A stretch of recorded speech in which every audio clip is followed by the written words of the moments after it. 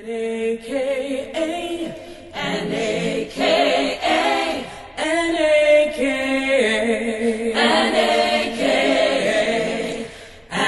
I finally became an AK.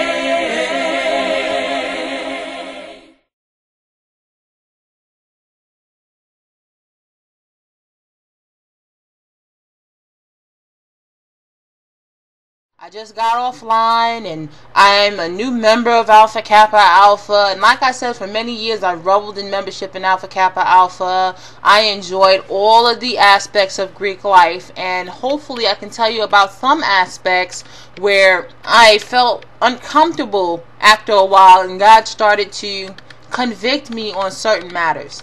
Now, when you become a member of a Greek organization, people look at you differently.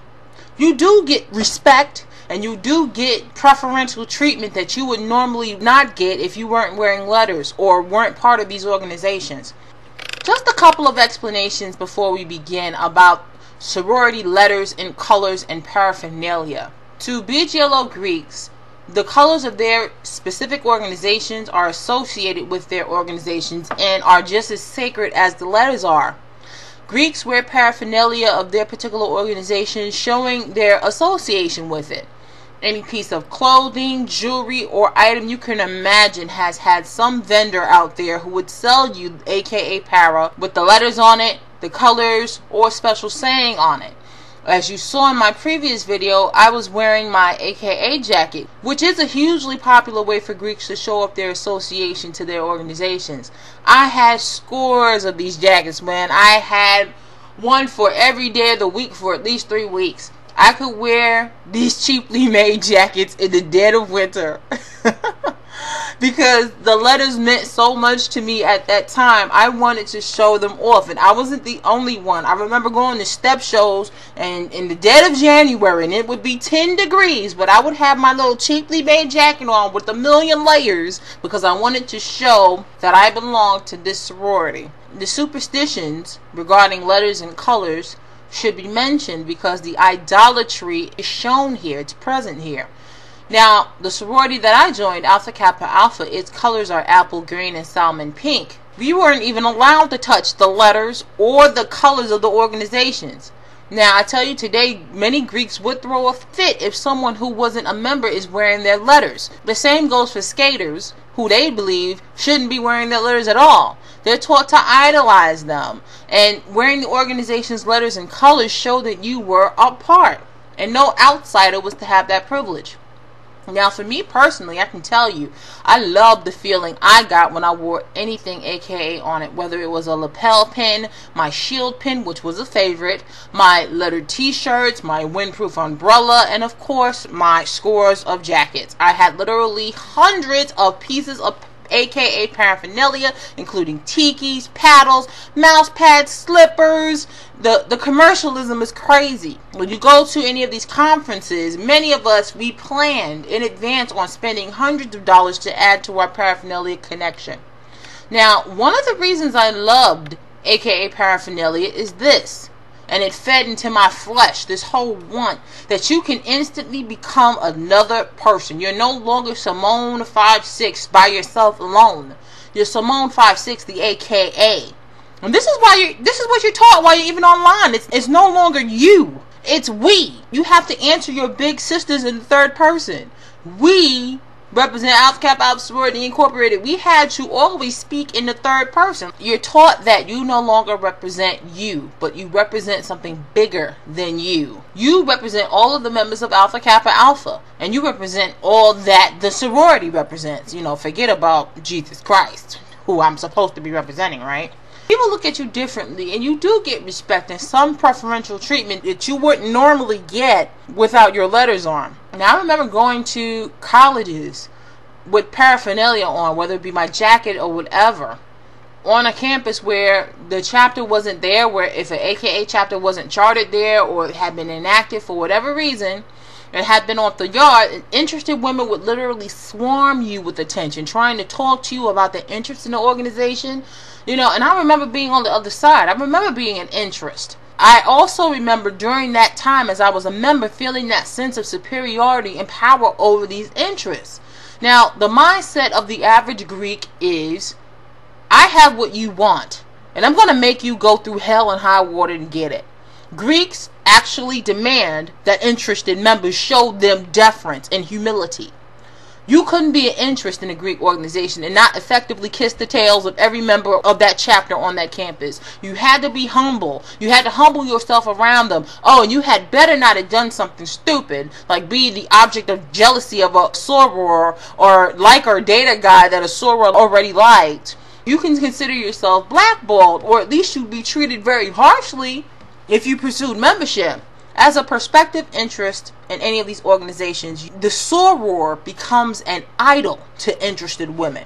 Because when I was an interested member, all I could think to myself is, I want to be where she is. I want to be like her. And that encompassed my thoughts. That's what I wanted to be. I wanted to be an AKA. And many of these interested women will do just about anything. Girls interested in Alpha Kappa Alpha have given me money. They've helped me in extraordinary ways. They've shown me preferential treatment. Many took me out on free dinners just to discuss their membership interest. Now, in my heart, I knew all of this stuff was phony, because I knew if I wasn't an AKA, you wouldn't even want to know my name. You wouldn't even want to know who I am. AKA takes a lot of nobodies, and myself included, and makes them into somebodies, literally overnight. Everyone has your name in their mouth. Everyone has something to say about you, and trust me, I loved the attention and reveled in the opportunity to show off my affiliation in Alpha Kappa Alpha.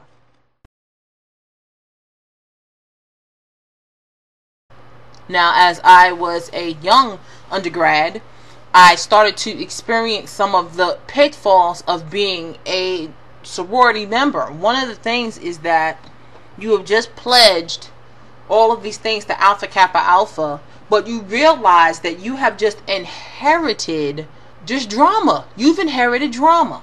Now, looking at my life before I was a member of Alpha Kappa Alpha, I was a new Christian, and I was just enjoying the walk with the Lord. I remember having such a peace being with the Lord then, and just loving being in His Word and being with Him. I didn't belong to any institutional church then. God had me to Himself, and He was just teaching me. He was loving me. He was leading me. It was such a wonderful time for me in Christ. As I was a babe, learning and just feeding off of the spiritual milk which came from the Lord. It was truly an awesome time. Now enter AKA. Now enter drama. There was so much drama as a member of this organization. I couldn't even put it all into a series. I let AKA rob me of my peace and let it divide my heart and my loyalties to God. I sat at the table of sinners. I walked in the counsel of the ungodly. I sat at the seat of the scornful. I made company with vengeful, wrathful, unholy, unloving people. I saw some of the most ungodliest behaviors as a member and participated in many of those things too. It left me tired. I was broken down. I felt angry, misled by these women. You know how they advertise on the outside that they're unified and they have it all together. But they don't tell you about the cattiness, the constant dissensions and factions, the fights. All of these are fruits of the flesh. And how hard it is when you serve an idol. AKA is never satisfied. She always wants more from you. More of your time, more of your money for sure, and more service to her. When do you have time to truly serve God if you're spending all your free time doing the bidding of sorority, freely doing the programs and the activities of AKA, going to step shows, going to parties, going to this, going to that? When do you have time to devote to God? That's just a question I would throw out there. Many of these works are done for naught, because any work that's not done to the glory of God is in vain. We worked hard for AKA. We didn't work hard for God.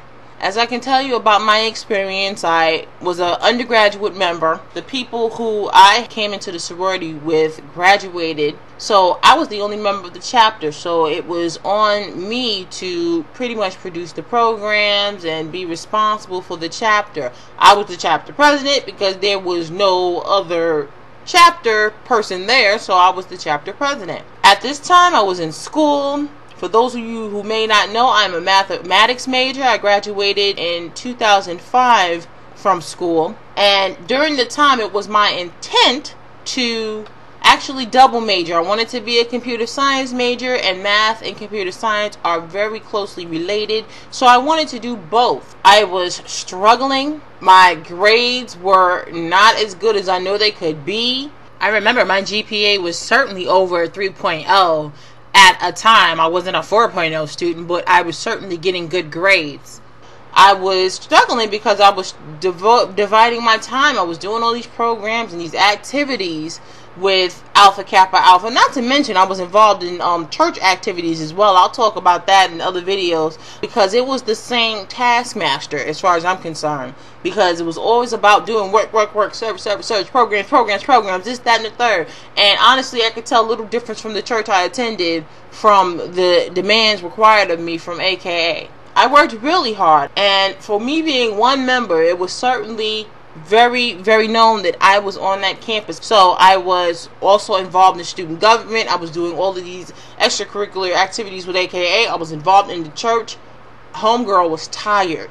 I was tired. And going back and forth to these sorority meetings, going to these events and doing this, that, and the third, I was exhausted. I realized very quickly after joining Alpha Kappa Alpha that it was not all it was cracked up to be. Like I said, it was lots of dissension, lots of cattiness, lots of rivalries and dissensions going on that I had inherited by joining this particular chapter and joining this particular organization. I realized that I was up against many, many years of historical beef between this chapter and another, and there's really nothing I could do about it.